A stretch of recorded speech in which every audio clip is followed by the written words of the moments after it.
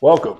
Today I'm going to do something a little bit different. I'm going to take you behind the scenes of how we run our multifamily and portfolio turnaround audits. Typically, these are for clients only. They either have an asset that's underperforming or they bring us an asset that they're interested in acquiring, and we run it through our full audit process, put together a turnaround plan, and then hand this back to them as our game plan moving forward to take this from point A to point B. So I'm going to dive right into this one.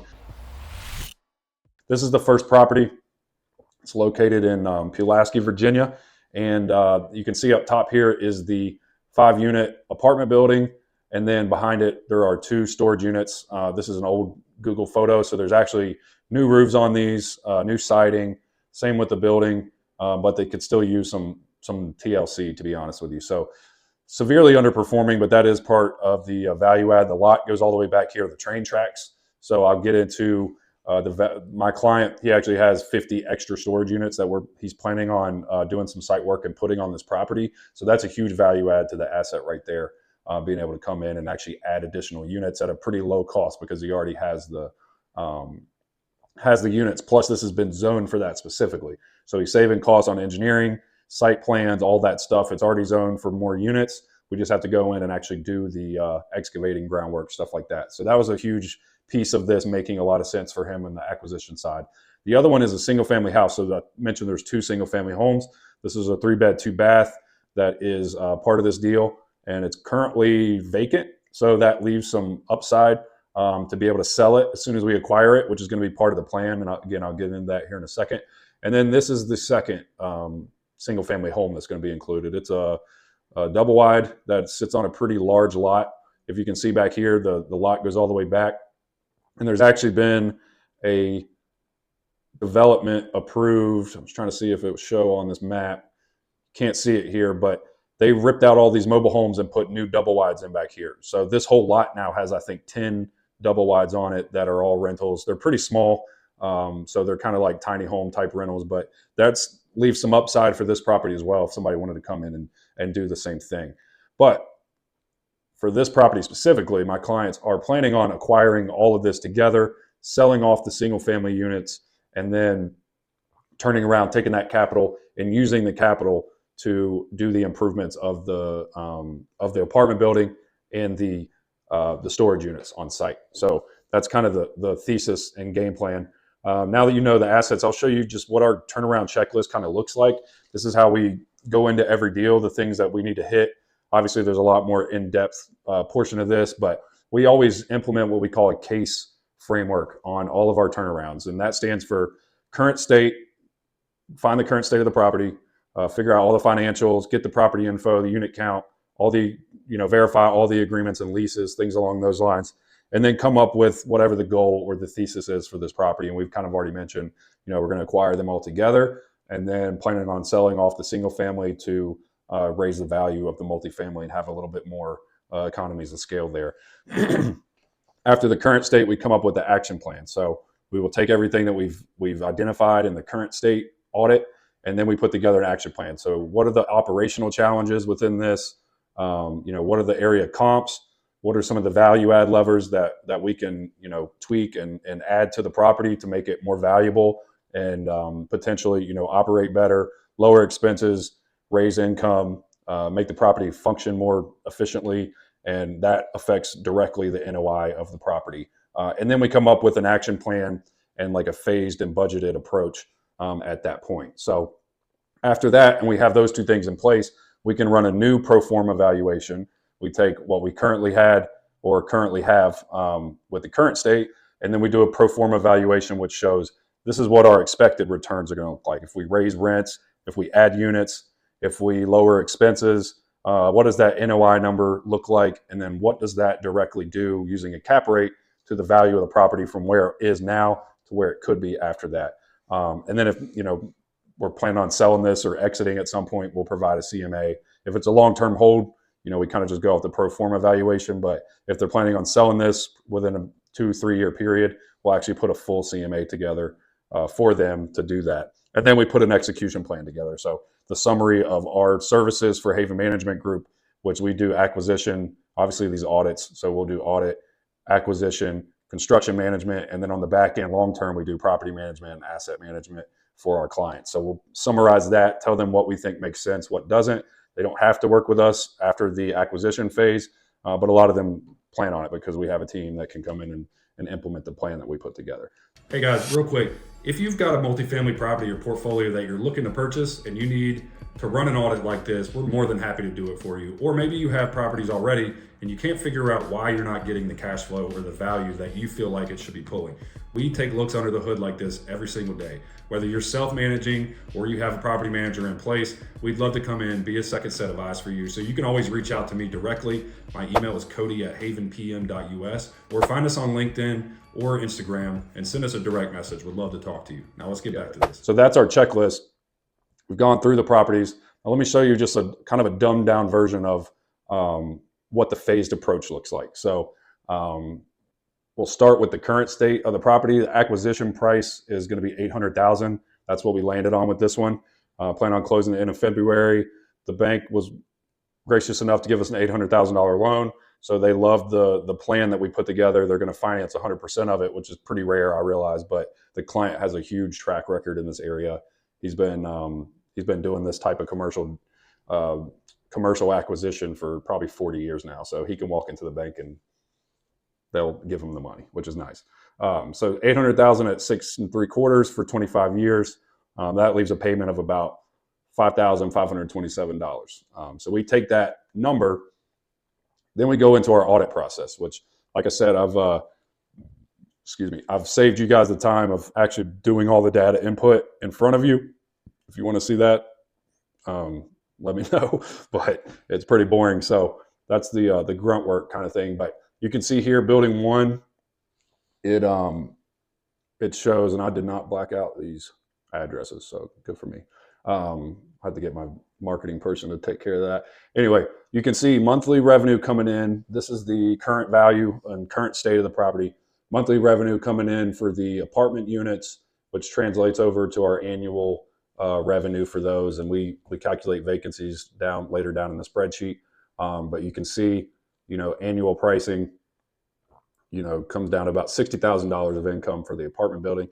Like I mentioned, there's a bunch of stuff from the current owners in the storage units, but they have zero income right now. So we have to calculate that in the current value.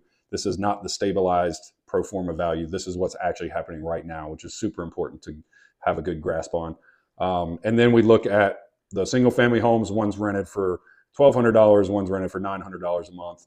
And that calculates into the current value of the property. Even though we're planning on selling those off, we still want to capture that in case we change our minds or something doesn't go the way that we want. So again, the second storage unit, zero income.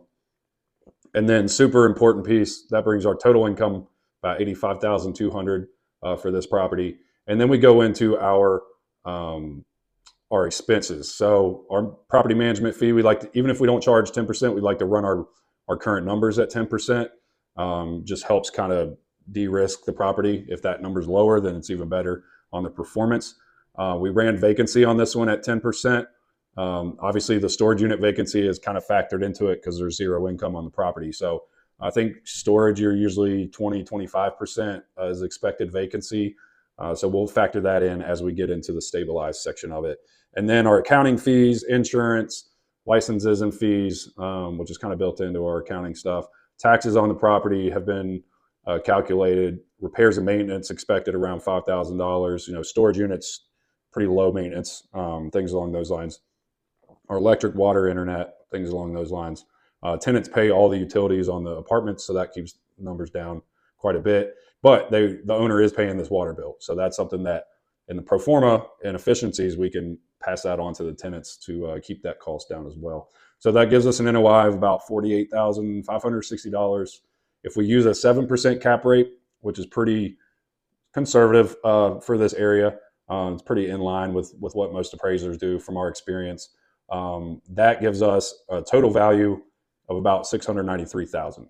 Obviously, it's not $800,000, but it's pretty darn close. And we're calculating in all these vacancies from the storage unit. So the banker has kept that in mind with that. So he knows, going into it, we have $48,000 in income. It's going to give us a loan for about $800,000. I'll put that here.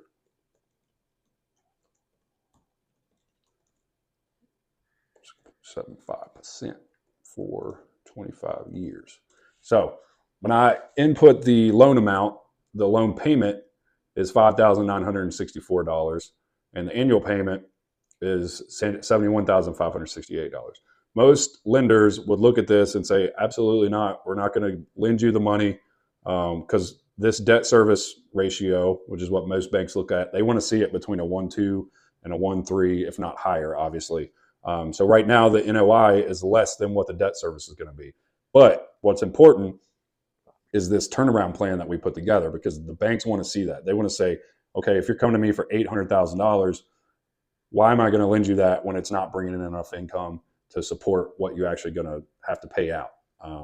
They just doesn't make sense for anybody. You're going to be losing money every single month, and it's going to turn into another foreclosure situation. So that game plan that we put together on getting units rented out, adding more units, upping the rents, things along those lines, making the expenses more efficient. That's where this really, really comes into play and is super important for the lender to look at. So that's the current state of the property. It's not pretty, but that's the type of deals that we get into. We like to come in, add value, turn them around, and then have a much higher value at the end of the day. So let's go back to this spreadsheet for this document. So phase one, we talked about our action plan. We've got our property info checked off at this point. We've got our unit count. We got the financials. We have pulled all the agreements and leases, so we verified that against what we've put in the current state per forma. And then we get into, we did our goals. We got our thesis in place. And then we get into the action plan portion. So we go back to this page. We've got the phase or the actual numbers for the property. And then phase one of this is going to be, the first thing we want to do is acquire the property, obviously, but then sell off the single family homes. So we've looked through these. They're in decent shape. They're not, fantastic. But I think anywhere for that first property that we looked at, anywhere from 175 to 200,000 could be a sales price. We factored in the lower end of that. So we went with 175 to play it safe. If we can sell it at 175, we pay agent fees, we pay whatever taxes and closing costs and things along those lines.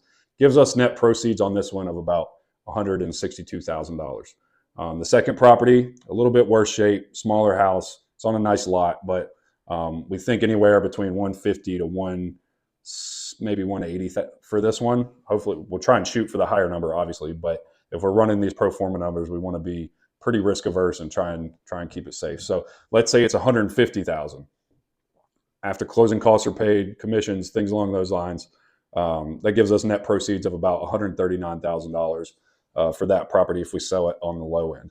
So total net proceeds back to the owner is about $200,000, and we are planning on taking that within the first 2 to 3 months and completely putting that back towards the construction and build out of the additional storage units on this property. So phase one is the sell-off, the acquisition and the sell-off of the single family homes that we're expecting about 2 to 3 months. The market here is starting to pick back up, and feel like that is pretty reasonable. They're both in good areas. They have high demand. They leave a little bit on the table for an owner to come in and do any upgrades and things like that they'd like to see. So once that takes place, we kind of go into our phase two of the property. And a lot of this is going to kind of happen, like an overlap of each other. So we're not going to wait until the single family homes are done to come in and lease out the existing storage units. Those are already there. They're just not performing right now. So there's no reason to wait. After we acquire these, we will start the lease out on those empty storage units while we're trying to sell these other ones, and getting our estimates together and things like that are happening prior to the close. So we can kind of hit the ground running. But once we have those total net proceeds, we go into phase two, which is the renovations and stabilization of the actual property. So we'll be leasing out the existing storage units during that process. We've got our estimates together. This property is going to need, if we go back to this map, you can see this is all green space here. This property is going to need new asphalt. If we're really turning this into a thriving storage unit facility, we're going to need fencing and security systems. We're going to need pads excavated and poured for the additional storage units that they have, that they want to put on the property. And then we're going to need to run electric to those. We're going to need to put a new HVAC system in the one existing unit that doesn't already have HVAC. One of them is conditioned, one of them is not. And then the owners themselves are actually, they've got the manpower to actually install the new storage units. So our estimate on the build out for this is close to $175,000. We're hoping that can all be lumped into the net proceeds from the sales of the single family homes. So post construction, once those are all up, we start the lease out phase for the additional storage units that we put on the property, and then we're hoping between, probably should have said 13 to 18 months, we will be at full occupancy, between 80 to 90% full occupancy, because we've got to factor in vacancies and non-paying people and things along those lines. We still got that loan at $800,000, 6.75% for 25 years. And I don't know why I put new here, but our payment is going to be around that same number, $5,527. So that is our three-tiered phase approach, acquisition and sell off of the single family homes, the renovation of the site, and installation of the new storage units, as well as stabilizing and maybe getting rents up in some of the apartments and leasing out the current storage units that are there. And then going into either a refi, which in this case doesn't make sense, but our permanent debt being on that property and holding. So let me show you what those numbers look like once it is stabilized. So here's our stabilized numbers. We feel like we can probably get the storage units, or the apartments, I'm sorry, up a little bit in income. Maybe not a whole lot, but over that 12 to 18 month phase, we could probably bump rents a little bit. And then being conservative on the storage unit size, we ran a lot of comps on storage units in the area, both climate controlled and not climate controlled. And we feel like we can get probably $50 per unit for the interior access of the storage units that are already there. So didn't mention that, but the current buildings that are there are interior access with larger kind of doors going in, but they're more traditional versus the drive up garage door type. So we felt like we'd be conservative on those, probably $50 a month on all 36 of those. And then the new ones that we're putting in, which will be garage door drive up, a lot larger doors so you can fit bigger assets or bigger storage things that you need in those. We could probably run those at about 75 a month, but he's got 50 of those. So that helps out a ton on the value of the property. You can see we don't have the single family numbers in here because we're planning on selling those. So those did not factor into the pro forma numbers for this property after the stabilization phase. So take that income. Like I said, now we still run our numbers based on the 10% management fee. We've got vacancy at 20% now because we're factoring in all the storage units with income. So we got to have a higher vacancy number. And then, accounting fees, insurance, taxes, repairs and maintenance. Again, repairs and maintenance probably still be pretty similar because there's not a lot of maintenance when it goes into storage. We're going to take all the trash off the or all the sewer charges should not be with the owner anymore. We're going to have electric went up because of the additional storage units and the HVAC for the climate controlled, as well as the just lights and security cameras, stuff like that. No water, no internet. That's going to be tenant paid expenses, and then some trash bills throughout the year, which should be pretty minimal. We're just going to have one dumpster out there for the apartments. So that brings our net operating income doing that up to $93,000 a year versus that 50 something that we saw the first time. When we run that against a 7% cap rate, brings our value up from right around 700,000 to 1.3 thousand or more once this is fully stabilized and operating like it should be. So huge value add opportunity. Again, they're not coming out of pocket on this because they're able to sell the single family homes and roll that money right into the improvements of the commercial property. And then we kept that loan at the 800,000 mark with the blessing of the lender. And when you look at the debt service ratio on that, now we're bringing in $93,000 worth of income against $66,000 roughly for debt service. So our DSCR, or debt service coverage ratio, is 1.4, which is above that 1.2, 1.3 threshold that the banks want to see. And this is why they were interested in doing this deal with us, because we were able to actually show what it looks like now. We're completely transparent. We know it's underperforming. That's why we're interested. But we have a plan. That is the biggest thing. You have a plan put together to show where it's at now, what we're going to do, where it could be on the back end. The banks are okay with that if you've got solid operators in your back pocket, which is what Haven Management Group does. So after we do this, we put all this together. What we do for our clients is we come in and put a full turnaround audit and value creation plan together for them. And this is one we've done for a different owner, but we put our executive summary in here, our goals and thesis. This is not for this specific property, but what the current numbers look like, what our target numbers are, how much of an increase we could see in each one of these, and then what the actual value is now compared to what it could be with the target here, and then what that delta is. So for this portfolio that we ran for a different client, we were showing over 2 years we could add $2 million worth of value for them. And you can imagine why they wanted to use us to execute this plan for you. So then we share the current state, the numbers we just went through, identify the operational challenges, figure out what those value add levers are. For this one, it's going to be selling off the single family, adding units, yada, yada, everything that we just talked about. And then showing just the information on new rents, the pro forma, the action phases with budgets associated, our execution strategy, what the phased approach, what the timelines are, what the budgets are, who we're going to have doing the work, how we're going to execute it, and then show the stabilized value of the property on the back end of that with the new numbers, new expenses, the new cap rate and valuation metrics, and then talk about our Haven Advantage, our services that are boots on the ground and can actually implement this plan for the client. So this is something super valuable for our clients. We actually love running these. It takes some time, usually about 2 to 3 weeks, to get all the information together, put this full value add plan together, and then the client can use us or they can't, or they don't.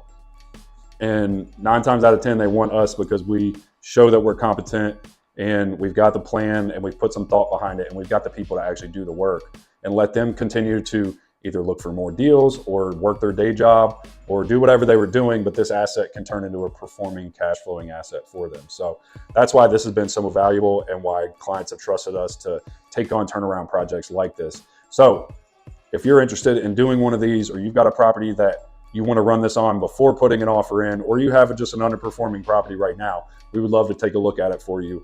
If you want to hear more about these and how we run this project and how we run these audits, hit the follow button, hit the subscribe button. We're going to be sending these out, as much as we possibly can. Hopefully we're doing more deals like this in the future. And if you got any feedback, leave it in the comments. We'd love to hear from you.